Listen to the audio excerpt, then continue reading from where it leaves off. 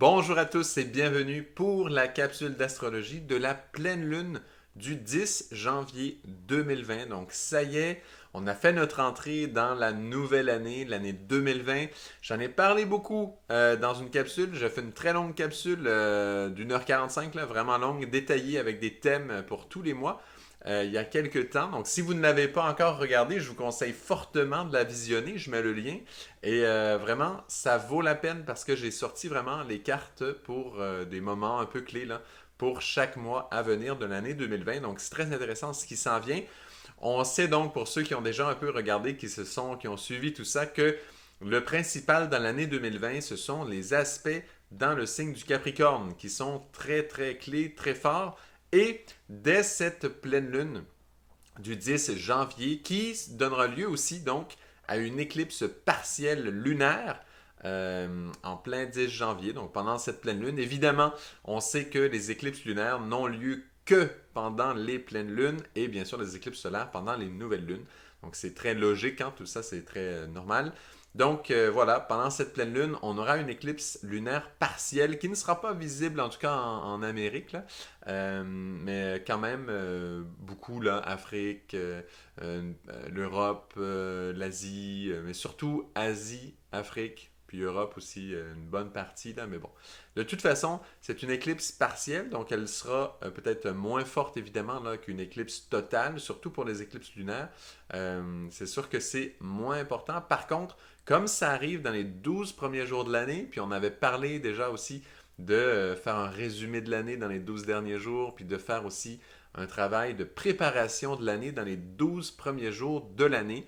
Donc moi, c'est quelque chose que je fais, hein, le 1er janvier correspondant bien sûr évidemment à toute l'année, mais aussi au mois de janvier, le 2 janvier correspond au mois de février, donc le deuxième mois, le 3 janvier au troisième mois, le mois de mars, et ainsi de suite. Donc voilà, donc comme cette éclipse lunaire partielle avec cette pleine lune arrive le 10 janvier, donc en plein période de ces 12 jours, elle a quand même un sens très important. C'est quand même un événement qu'il faut compter vraiment comme clé, surtout que les conjonctions là commencent déjà. Dans le thème de cette pleine lune, on voit déjà des conjonctions importantes. Euh, par exemple, il y a Pluton et Saturne qui sont ensemble à 22 degrés en Capricorne. On a le Soleil et Mercure qui sont en conjonction très précise. On sait que Soleil et Mercure, hein, c'est la conjonction qui revient le plus souvent. Cette fois-ci, elle est quand même très précise pendant la pleine lune et donc pendant l'éclipse. Donc ça a un sens particulier. On y reviendra à 20 degrés en Capricorne. Puis il y a aussi une autre conjonction, c'est le nœud sud avec Jupiter. Et ça, c'est important. Pourquoi? Parce qu'on sait que cette année 2020 donnera lieu à la conjonction Jupiter-Saturne.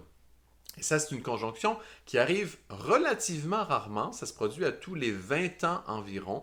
C'est une conjonction vraiment particulière, la conjonction Jupiter-Saturne. On sait qu'elle est très cyclique. Elle revient de façon plutôt égale et elle crée dans le ciel des trigones à chaque fois, en fait.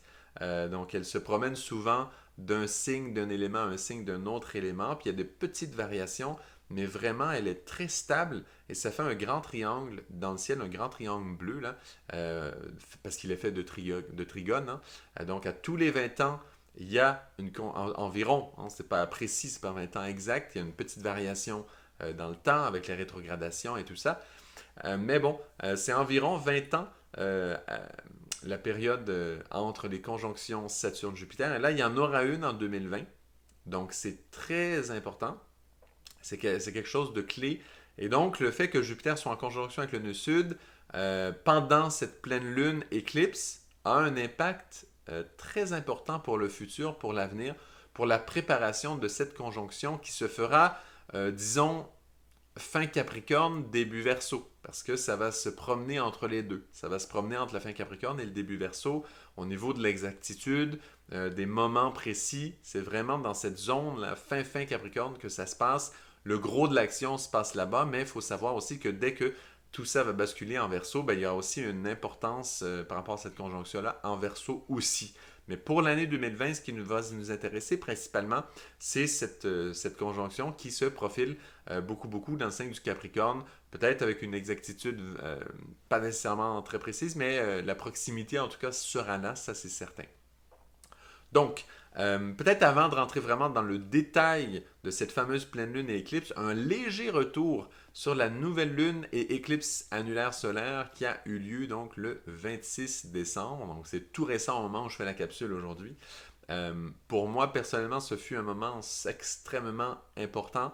On en avait parlé, hein, que tout ça, bon, il y a beaucoup d'énergie qui se brasse. On est en préparation déjà de l'année 2020, de ces grands aspects en Capricorne. On sait que le lendemain de cette nouvelle lune, la lune était en plein entre Saturne et Pluton. Il y a des aspects majeurs qui se passent. Il y avait le lien, bon, il y a toutes sortes de liens là qui se font dans ces moments-là. Mais pour moi, je voulais juste vous dire que ça a été un moment beaucoup de mise en lumière sur des choses du passé, sur des tendances profondes, beaucoup reliées à mon propre plan mental, ma propre réflexion, la capacité de ma pensée, de ma réflexion. Il y a eu vraiment des prises de conscience par rapport à des choses qui viennent vraiment de loin. Et ça a été extrêmement intéressant, des moments super intenses que j'ai beaucoup, beaucoup aimé. Donc, ce fut un Noël et un lendemain de Noël extrêmement important pour moi. Donc, je voulais juste faire un petit partage comme ça, mais très rapide. Je ne voulais pas trop m'allonger sur ça aujourd'hui. Donc, plongeons maintenant dans la pleine lune sans plus tarder. Alors, vraiment, les aspects importants, c'est ceux qui se passent en Capricorne. À part de ça, il n'y a pas tellement là d'aspects vraiment clés, majeurs. On pourrait parler d'un certain sextile avec Neptune, mais bon, il n'est pas très précis avec le Soleil et Mercure, là, qui sont en conjonction. Il y a un certain sextile qui est là, il n'est pas très précis, il n'est pas très puissant. Neptune est bien sûr étant Capricorne, hein. Donc on ne le comptera pas trop. Vraiment, l'importance de ça, c'est la Lune qui, elle, se fait éclipser alors qu'elle est en Cancer. Et donc ça, c'est quand même clé parce que le signe du Cancer, hein, c'est le signe que la Lune gouverne. Et donc d'avoir un éclipse dans son signe où elle gouverne pour la Lune, ça a quand même une force, alors qu'il y a toutes ces planètes, donc il y a quand même beaucoup, il y a il y a 5 planètes importantes dans le signe du Capricorne, avec le nœud sud bien sûr, et donc voilà, 6 points importants dans le ciel en Capricorne, alors que de l'autre côté, dans le signe du Cancer, il y a la Lune, et en plus elle se fait éclipser, bien sûr par la Terre, hein, qui fait une ombre sur elle. Et donc, la Terre évidemment se trouve entre le Soleil et la Lune à ce moment-là, et donc fait un ombre sur la Lune qui, elle, se trouve dans le signe du Cancer. Et donc, extrêmement intéressant comme moment. On voit que toute la force qui se déroule dans le signe du Capricorne. Le signe du Capricorne, c'est un signe où il y a beaucoup de prise de décision. Il y a beaucoup c'est une force très politique, hein, c'est une force où on va chercher, bien sûr, moi j'aime bien décrire de cette façon-là, le signe du Capricorne est sur le sommet d'une montagne, donc il va chercher les plans divins du ciel, il reste sur la terre, il a la capacité de descendre dans la vallée, donner le plan, qu'on puisse réaliser le plan. Et là, il y a Saturne et Pluton qui sont en conjonction, Soleil, Mercure et Jupiter, nœud sud. Et ça, c'est très important parce que Saturne, Pluton, c'est bien sûr un côté très rigoureux par rapport aux énergies personnelles, comment on utilise ses propres énergies personnelle, profonde. Quand je dis personnel, c'est notre plein potentiel à soi, en dedans, Quand je dis potentiel, c'est vraiment un peu la graine, la semence de tout le pouvoir en nous qui peut se développer. Eh bien là, Saturne a une rigueur sur l'utilisation de ce Pluton, de cette force, de notre puissance, de notre pouvoir. Quand on dit une parole, par exemple, quand on parle, comme maintenant, par exemple, je parle, eh bien, comment est-ce que j'utilise ma parole? C'est très important parce que dans la parole, il y a justement des semences d'un pouvoir très puissant qui peut avoir une influence très grande. Et ça, c'est très important. Le Saturne qui est en conjonction sur le Pluton, en Capricorne, nous dit attention à la parole, attention à comment on utilise toutes les forces en nous qui ont un pouvoir, qui ont une influence sur les autres. Et ça, c'est inspecté en ce moment. C'est inspecté dans ce signe du Capricorne, là, avec cette conjonction Saturne-Pluton qui est là quand même très exacte. Eh bien, c'est très regardé, on a des examens sur ce point-là. Comment on utilise notre énergie personnelle profond dans nous, notre potentiel pour un grand développement. Pour ceux qui travaillent avec les chakras, la Kundalini, tout ça, évidemment, c'est la même chose. Comment on utilise la Kundalini? À quoi est-ce qu'on l'utilise? Pour ceux qui sont des artistes, par exemple, leur pouvoir créatif, créateur, d'artiste, à quoi est-ce qu'ils l'utilisent? Ça aussi, c'est Pluton. Et donc, le Saturne va inspecter ça tout le temps, tout le temps, tout le temps, tout le temps. Pour ceux qui ont des pouvoirs ailleurs, qui ont des forces, je ne sais pas moi, en gestion, par exemple, en développement entrepreneurial, etc., ben c'est la même chose. Comment est-ce que vous utilisez cette force? Quels sont les impacts de? Et Saturne, toujours, toujours, va surveiller l'utilisation de cette énergie, de nos potentiels à nous. Et c'est extrêmement intéressant de voir ça parce que c'est dans le signe du Capricorne. Donc vraiment, il vérifie notre utilisation de ça stratégique. Est-ce que c'est stratégique? Est-ce que ça correspond avec les plans du ciel? Est-ce qu'on est en train de réaliser les plans du ciel? Est-ce qu'on a la bonne volonté de réaliser le plan qu'on a entre les mains, que l'on sent, que l'on ressent? Souvent, il y a une petite voix intérieure qui nous dit on devrait faire telle chose de telle façon pour le bien de tous. On l'entend quand même. Certains sont devenus spécialistes pour ne pas l'entendre, mais en général, la petite voix est là. Et voilà, la question de Saturne sur Pluton, c'est ça. Est-ce qu'on utilise cette force-là? C'est une des questions. En passant, il y a beaucoup, beaucoup, beaucoup de possibilités pour vivre ce Saturne-Pluton en conjonction. Je n'ai pas du tout la prétention que les points que je mentionne, ce sont ceux qui vont toucher tout le monde. Mais non, parce qu'il y a plusieurs niveaux pour chacune de ces conjonctions, de ces planètes. Des fois, il y en a qui m'écrivent, puis je travaille aussi avec certains en astrologie, qui me disent, moi j'ai vécu telle chose, ça a été dramatique, ça a complètement changé ma vie, on n'en a pas été question, ça n'avait pas été mentionné par exemple dans la capsule, etc. Comment ça se fait, etc. Mais c'est normal, parce qu'il y a beaucoup, beaucoup de niveaux à tous ces vécus. Il faut aller chercher ce qui nous correspond à nous personnellement. Et comme il y a plein de niveaux, c'est comme des degrés. Il y a comme des milliers de degrés de possibilités de vivre une conjonction pareille, Saturne, Pluton. Il ne faut pas penser que tous les êtres humains de la planète réagissent de la même façon. On sait très bien qu'on a tous, premièrement, notre thème astrologique, mais même si on a tous, même disons qu'on avait tous le même thème astrologique, on ne réagirait pas de la même façon à tous les aspects qui se passent dans le ciel. Pourquoi? Parce que nos âmes sont différentes, nos conditions sont différentes, et, et ça met en relief toutes les possibilités de vécu d'un même aspect. C'est comme quand on dit l'amour. Eh bien, l'amour, il y a beaucoup, beaucoup de degrés à l'amour. Il y a des types d'amour très, très physiques. On va penser, par exemple, aux aventures d'un soir, là, cette fameuse chose. Et donc, ce genre d'aventure, c'est un type d'amour très précis, très, très particulier. C'est un degré de l'amour. Donc, tout petit, pas nécessairement très élevé en général. Ça va être plutôt moyen bas, on va dire en général. Et donc, il y a plein d'autres degrés de l'amour ça va pratiquement à l'infini. Il y a beaucoup de grandeur d'amour, de subtilité qui sont possibles de vivre, mais qui va les vivre ces degrés-là, en fait? Et c'est toujours ça la question en astrologie. Il y a des énergies qui sont présentées, comme l'amour, par exemple, comme des qualités presque. Il y a des forces qui sont présentées. Et bien sûr, on va décrire certains degrés de ces forces-là. Il faut choisir lesquelles est-ce qu'on présente. Et souvent, moi, on me dit des fois, oh, mais c'est très peu concret ce que tu nous as présenté, on a de la misère à suivre. Il y en a qui suivent très bien, il n'y a pas de problème. Mais pour plusieurs, ce n'est pas suffisamment dense, ce n'est pas suffisamment concret. Ça va être des exemples qui vont plus ou moins vivre parce que très souvent, moi, je donne des exemples qui sont dans notre vécu intérieur, qui sont à un certain niveau, là, souvent assez élevé quand même, mais pas trop non plus, pour qu'on puisse quand même rejoindre plusieurs. Et donc, souvent, je vais parler de ce certain niveau, puis je vais encourager au moins qu'on vive ce niveau-là ou plus haut.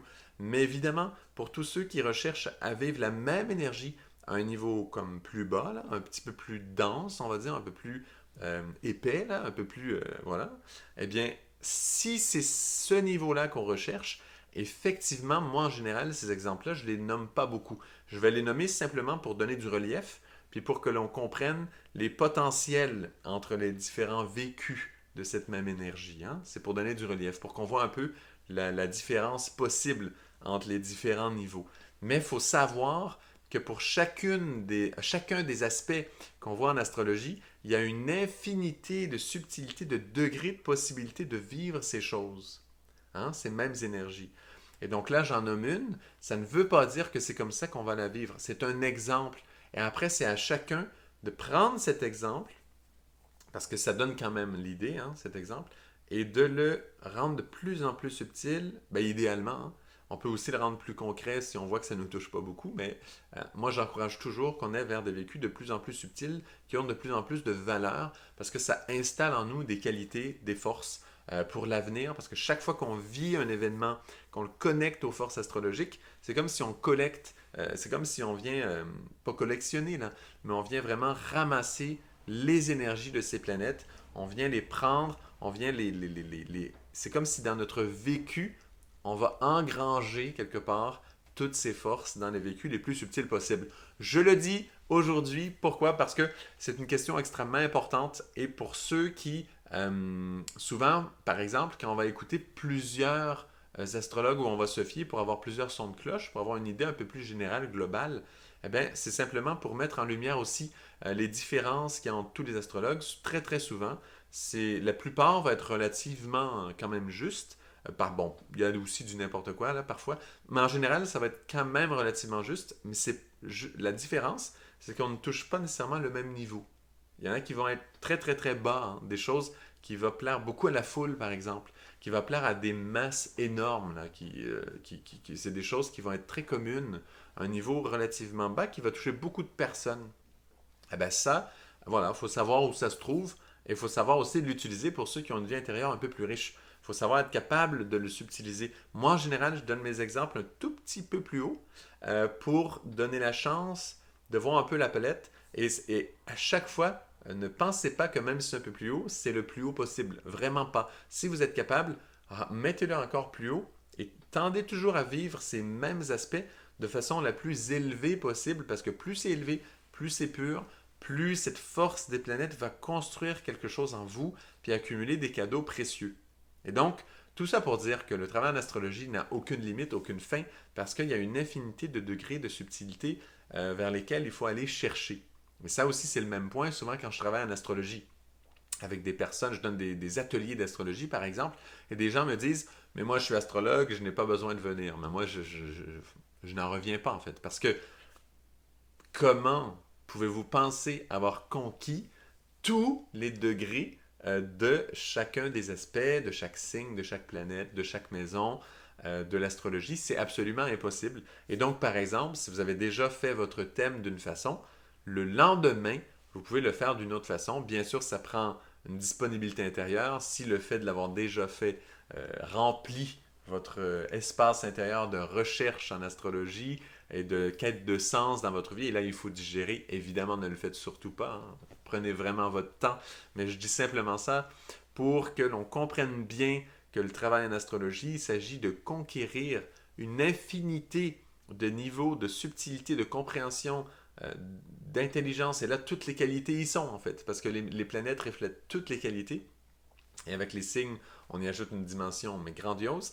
Et donc, il y a beaucoup, beaucoup, beaucoup à aller chercher dans ce travail en astrologie. Petite parenthèse, simplement pour approfondir notre connaissance. Moi, j'aime beaucoup ça. Dans les capsules, j'essaie de le faire le plus possible. Donc, voilà, cette conjonction Saturne-Pluton, on en a parlé, c'est toujours un examen extrêmement puissant. Et là, je vais aller tout de suite à la conjonction Jupiter-Nœud Sud. Je ne sais pas si vous vous rappelez, mais en 2019, il y a eu deux moments où il y a eu des conjonctions Saturne-Nœud Sud très importantes. Moi, celle qui me marque le plus, c'est celle du 30 avril 2019, où Saturne et le Nœud Sud se sont rencontrés en Capricorne, et au moment où ils allaient se toucher, là, ils étaient proches, proches, proches, la conjonction était là, pas précise à 100%, mais vraiment, c'était une question de minutes. Et là, c'était presque ils se touchaient, et whoop, ils se sont repoussés à ce moment-là. Saturne est devenu rétrograde, et le nœud sud, qui est en général rétrograde, est devenu direct à ce moment-là. Le 30 avril, moment pour moi très important en 2019. Donc ils se sont rapprochés et pouf, ils se sont repoussés. Et ça, pour moi, c'est un signe mais extrêmement puissant qu'on est en train de régler au niveau vraiment humanitaire, un karma extrêmement lourd en ce moment. Hein.